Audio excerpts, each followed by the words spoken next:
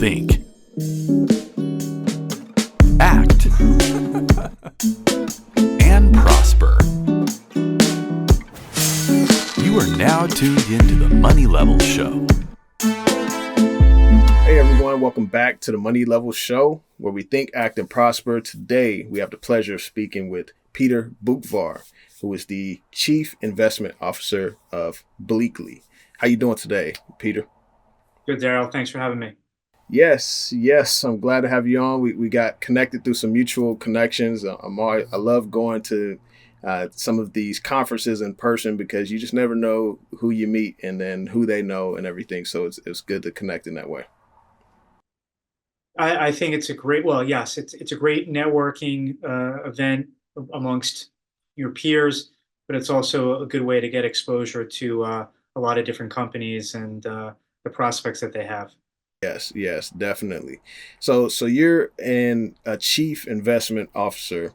So I've watched quite a few of your interviews and just to hear what are your thoughts on macro, micro, and such. And so being where we are now, we have a lot of geopolitical turmoil. We have a lot of things going on domestically. We have a president step down. We have assassination attempt. We got inflation. We got interest rates still high. National debt at all-time highs, right? And so it seems like we are in uncharted territories. What's kind of your assessment on what's happening and how does this impact people and investors? Well, I think it's always important with all the things that you mentioned is to try to do your best in separating out, or our best to separate out what's going to impact the economy and markets and what's going to be sort of drama and concerns, but not necessarily a flow through to economy and markets. And markets are, in a sense, very rational when it comes to that.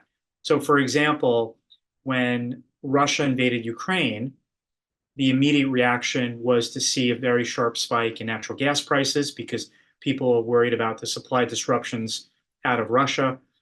We saw a large spike in crop prices, particularly soybeans and wheat, because Ukraine is considered the breadbasket of that region, and everyone was worried about the disruptions. But then when, as awful as the war has been, when people realized that the deliveries of natural gas, the deliveries of oil, the deliveries of a lot of these crops weren't disrupted, then a lot of those prices have come down. So a lot of geopolitical events end up being fleeting when it comes to markets. Now, with respect to a lot of this did flow through in inflation, of course, and that's where there could be some follow on. But I think right now, and ahead of the election, markets are really, yes, everyone's going to throw out their Trump trade, their Harris trade. If this person gets elected, this is what's going to happen to these sectors, blah, blah, blah. But I think when you look at what's realistic and what's not, let's just pretend that Trump wins. Well, the corporate income tax in 2017 or late 2017 was dramatically reduced, as we know. I don't see it going down again. And at best, with his tax cuts in 2025, when they expire, they'll get extended. So no further cut in taxes, either corporate or income. At best, they stay the same. So I think from a tax perspective, not much is going to change if Trump wins. Then we have also the possibility of a bunch of tariffs and a protectionist stance. If Harris wins, we have the risk of those tax cuts not being fully renewed, which would obviously be a negative if that were to happen. But then probably on the tariff side, we're not going to get as many tariffs. And while I do think there'll be this protectionist stance, aka the Inflation Reduction Act, it won't be as possibly as noted as maybe Trump does. I think on the regulatory side, Democrats will obviously want more of a regulatory state. Trump will want a less of one.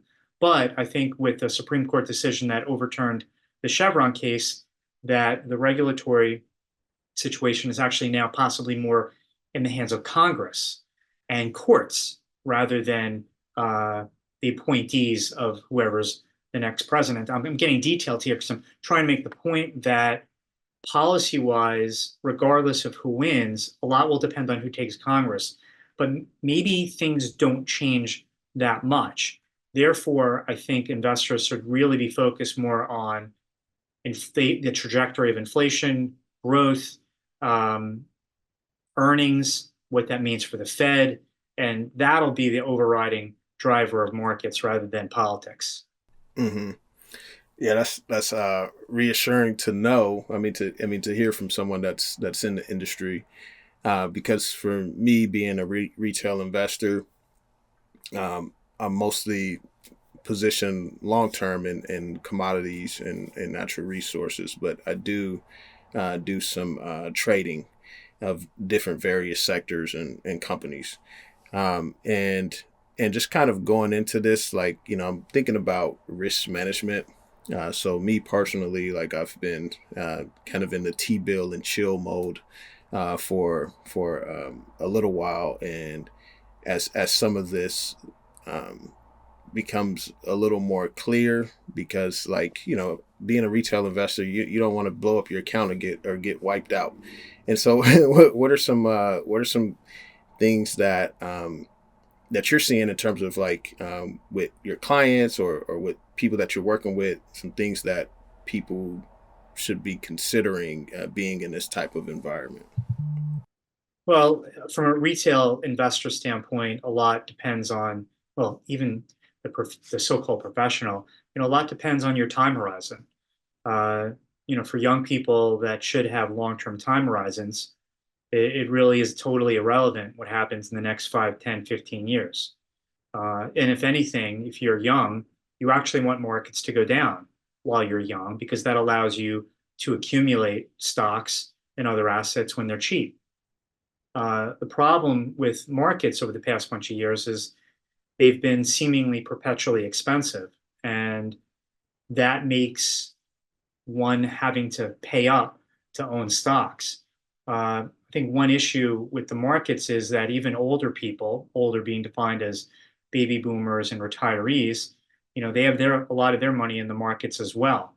And that sort of creates this loop effect where the stock market goes can have a direct impact on the economy. Imagine if you're 75 and you have 70% of your net worth in the equity markets. If there was a downturn of note, how would that affect your retirement? Because we're so used to, at least in the U.S., is every bear market stocks would dramatically snap back, and who knows if that'll happen again. I guess my point is that uh, looking at the markets, a lot depends on how old you are, what your risk tolerance is, and how long you can see through any turbulence. And as I said, uh, market markets do better looking out over a 10-year time frame. The cheaper you pay for something, and they tend to do less well the more expensive you pay for things. So I think everyone has to approach the market in a different way, both in terms of their style and how they want to invest, because a lot of times there's no one rule of thumb in terms of success in the markets. There's not one style that always works. One style may work for a period of time, then it may not work for a period of time. A lot of times investing is something that suits you best in terms of your personality, patience that you have, and so on. Hmm. So you just mentioned that the not one style works, and from what I've been researching in terms of, like, with interest rates being at a 40-year low, what's your take on the 60/40 portfolio model it's been performing well over the last 40 years, and then now we currently have bonds being crushed, as well as interest rates higher. And so, what's your take there? I mean, obviously, people get into retirement funds or IRAs, 401ks, and such, and that's been the typical model. And I've been hearing a lot more about we're like more in like a stock picking, individual stock picking environment. What's your take or your assessment of that? Well, yeah, we did have an incredible 40-year decline in interest rates, give or take some bouts of increases in between. But yeah, 40-year bull market in price and dropping yields that is seemingly over. I think it's over. I think we could have a run, a multi-year run, not just 2 or 3 years, but a further run in a rise generally in interest rates. And it'll happen in fits and starts, but it tells you that we're in a different environment, I believe, than what we became so used to, particularly the 15 years before 2022, when we had the spike in inflation and the very sharp increase in a very condensed period of time with interest rates. And I think that does change the investment calculus. Now, historically speaking, interest rates are actually somewhat normal. They're somewhat normal in nominal terms, and I believe that they're somewhat normal in real terms. Uh, Real terms being defined as, call it the Fed funds rate relative to inflation, where pre mid 2000s it usually was around 2 to 300 basis points, and you can argue that is where we should be. The problem was the 15 years leading into 2022 that was so abnormal that creates the environment where today's interest rates are very high relative to that, and that the world has a lot of debt on its books, whether it's government, business, or households, that was priced pre 2022. So in the years to come, if interest rates stay high for a while, which I think they will, or higher for a while, then we still have many years of that low cost debt repricing into higher cost debt and an adjustment period that the global economy still needs to take on. Hmm. Yeah, and I just did the math in my head when you said 15 years. So you were talking about coming out of the Great Recession, out of the GFC. Right, and into 2022 when rates jumped. Yeah, yeah, yeah. That's fascinating.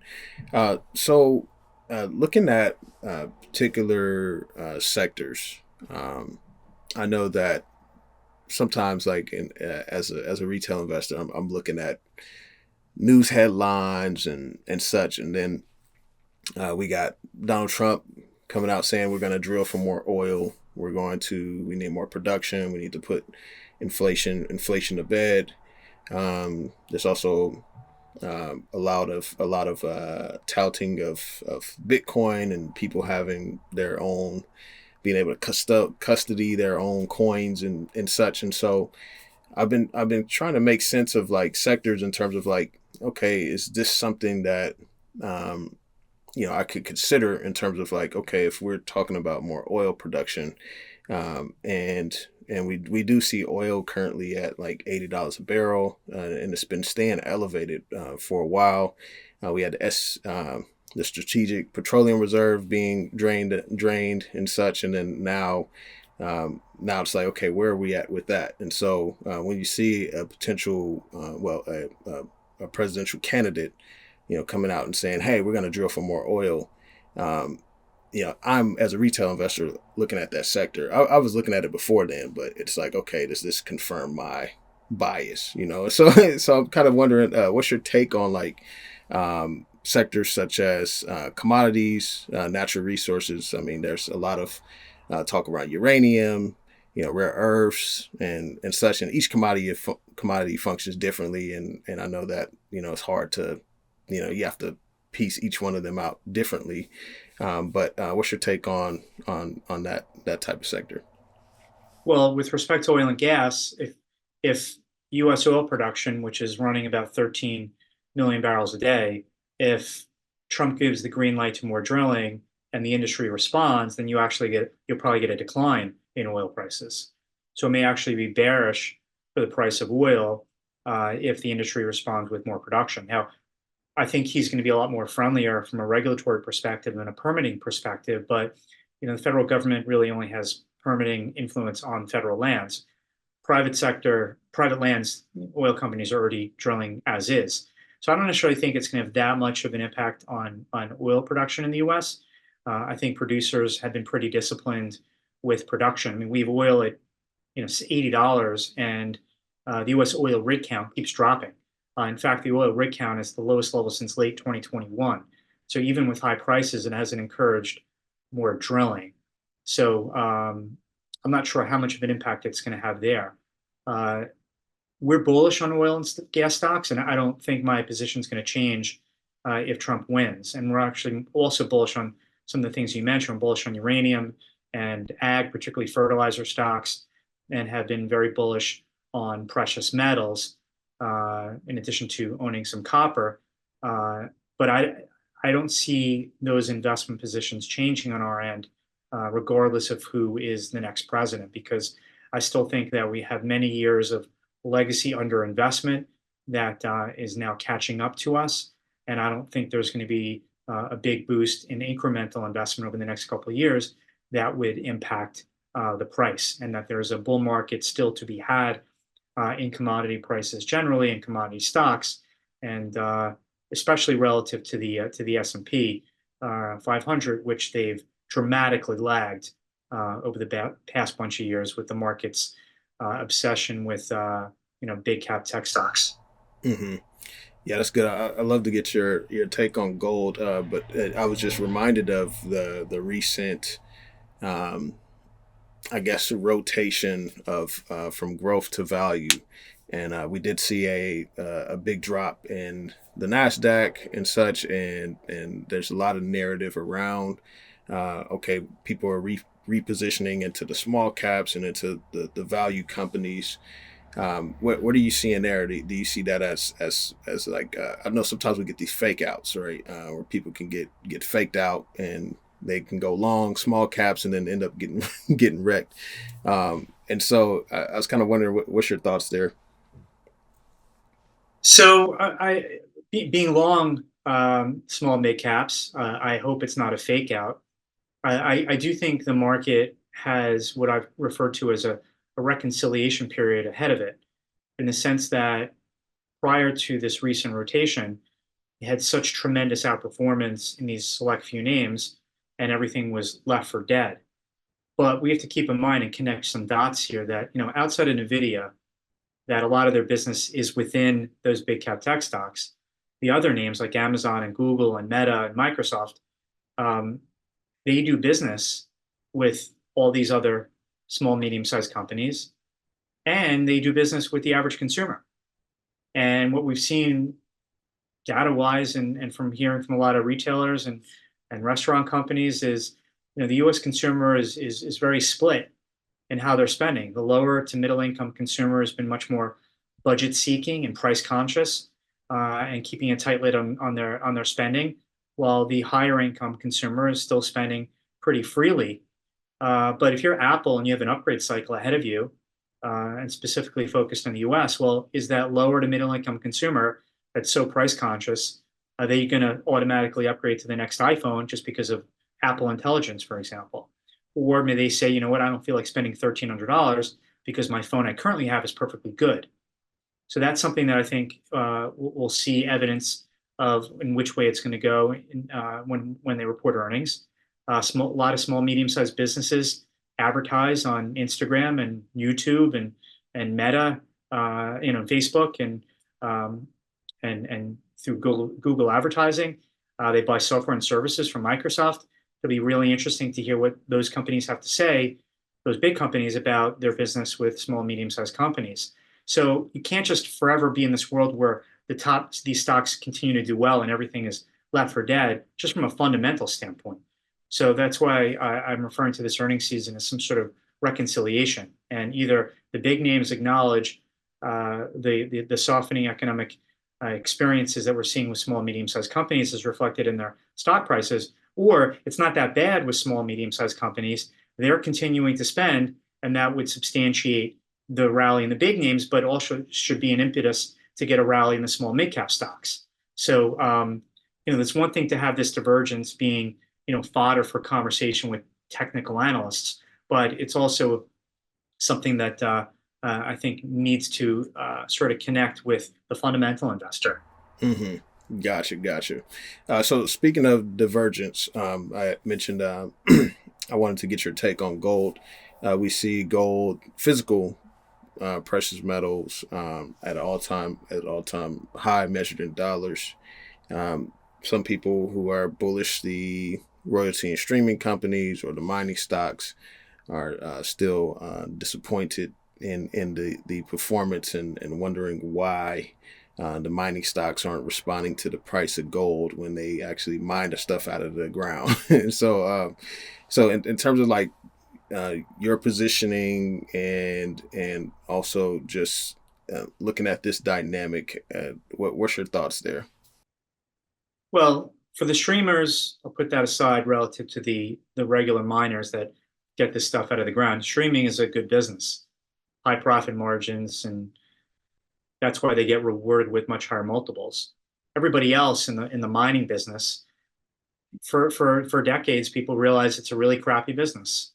Uh, it costs a lot of money to get this stuff out of the ground. You've no control over the price at which you sell your product at.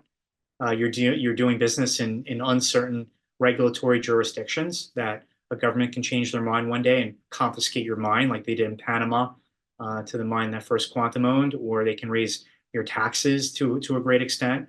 And I think investors have just gotten so burned that they feel almost it's masochistic to own a gold mining stock. I do hope, and we're long, that maybe we're in the midst of a change and that, at least for now, the cycle has turned.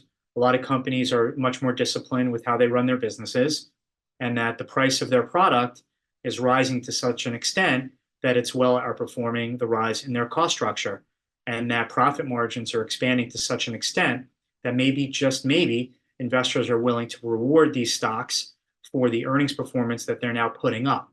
I think that's the case, but I think that hopefully that helps to understand why it's been such a difficult investment environment for the mining space. But those that deliver are getting rewarded, like Nico Eagle Mines, for example, getting rewarded. On the other hand, Barrick Gold still lagging because of high production costs and uncertainty with some of their jurisdictions. So execution is key, but I do think we're headed to a period where miners are going to get rewarded for the prices at which they sell their product at, aka being record high gold prices and finally silver prices that are finally getting some legs, notwithstanding the recent pullback that we've seen. Gotcha, gotcha. Yeah, that's helpful to understand. So looking at other sectors such as like real estate, and if you don't have a take on real estate, that's fine. I know that I do. the home builder stocks like went up drastically. I didn't put the two and two together. I was positioned in home builders, and back in 2021, early 2022, and I didn't realize like, okay, well, when people are holding to their fixed rate mortgage and you don't have supply, home builders are building homes, and those homes are coming to the market. And so I didn't expect some of those stocks to like just increase significantly to the prices that there are now. What's your outlook on real estate, home builders, and such? I know they use a lot of commodities. Uh, you still have inflationary costs, but it seems like the REITs seem to be lagging, but the home builders seem to be doing fairly well. Well, the benefit also that the bigger builders have had is they've been taking a lot of market share from the smaller builders. The bigger builders have better balance sheets. The bigger builders have had more of the ability to discount their product, aka buying down your mortgage, adding incentives, discounting the price. That has enabled them to drive sales. Now, I think we're reaching an affordability wall where, unless mortgage rates fall notably here, even with discounting, we are beginning to see a response on the part of buyers. And monthly number that I look at is the National Association of Home Builders survey, where they ask builders how their business is. And so they talk about how their business is, but one of the questions is called prospective buyers traffic, where they tell you with a 50 level of break even between expansion and contraction. I think the last read was a 27 in terms of buyers traffic. So I think that buyers have hit an affordability wall. And so I wonder how much longer these builders, while the market definitely needs more supply, I think we've begun to see more supply. Even in the existing home market, homes are beginning to sit on the market longer. So the old rule of thumb with home builders is to buy them at one times book or less, sell them at two times book around there. And so I think looking at the individual builders, you should use that as a rule of thumb. With respect to the REITs, uh, not all real estate is painted in one brush. Obviously, office has been challenged depending on what area of office you're in terms of geographies and the type of buildings you have. But other areas of real estate in the REIT market's done pretty well. Shopping centers, for example, multifamily has had a multi-year period of strong rental growth. Now that is dramatically cooled, so we're seeing more pressure on multifamily depending on where you are, if you have more exposure to Sunbelt. But I think people can pick and choose in the REIT market. And I do think that the REIT market, which is a very small, the public REIT market is a very small percentage of the total commercial real estate industry. Commercial real estate assets total about $20 trillion. Public REITs are only about a trillion of that. And I do think a lot of them have much better balance sheets than the private market that has relied, at least the last couple of years, a lot more on floating rate debt. So I think you also have the possibility that the public REITs, depending on, again, what industry you are with that, can benefit from the distress of private real estate companies. So I'm actually positive on some publicly traded REITs. Okay, gotcha. And we own some of them, full disclosure. Okay. Okay. Thanks for sharing that. Um, so banks, we have bank earnings and such. There's been a lot of concern around higher interest rates. Many banks having the bad debt the prior to the interest rates being hiked at the fastest rate. Um, that debt now becomes devalued, or those assets become devalued, and so there's still some concerns about regional banks versus the big banks and such. And so, you have any take there? Well, it's the regional banks, depending on how much commercial real estate exposure they have, that's been a pressure point. Uh, Smaller banks are really at the end of the day in the deposit taking and loan business, and loan demand is flat at best, and the deposit costs keep going up. So regional banks are sort of in a tricky spot. Some are certainly executing better than others. The big money center banks have the benefit of capital markets, which we can see by what the markets are doing, that they've had a pretty good run of it. Uh, Obviously, you need some sustainability to that. The capital markets business is much more variable in terms of change, and all you need is a downturn in asset prices, and capital markets activity freezes up. But even for the money center, loan demand is still very muted.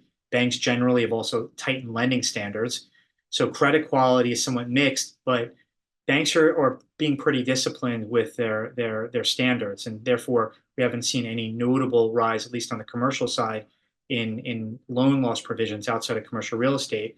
Now we are seeing rising delinquencies in credit cards and auto loans. That's something that we really have to pay attention to because, as I said earlier, there's a segment of the population where consumer spending is really tight, and we've also seen a rise in the unemployment rate. So if the labor market starts to weaken, we also have to be worried about the credit quality of these banks too. So somewhat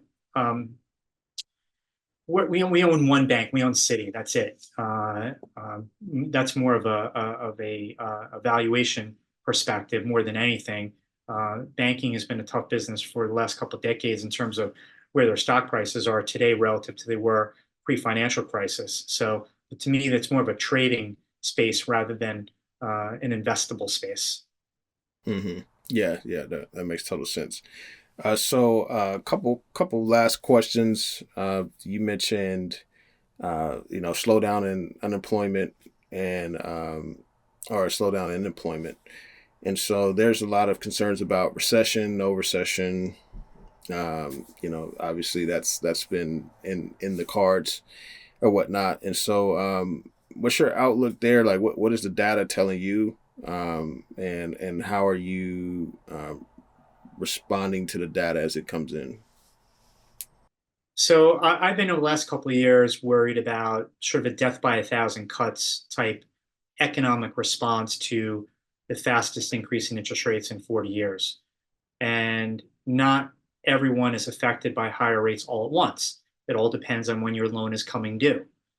Uh, and I do think that the cumulative impact of inflation, the continued persistency in higher interest rates, again, relative to the 15 years leading into 2022, is slowly nicking away at economic activity. And now we're beginning to see softness in the labor market, which even the Fed is citing.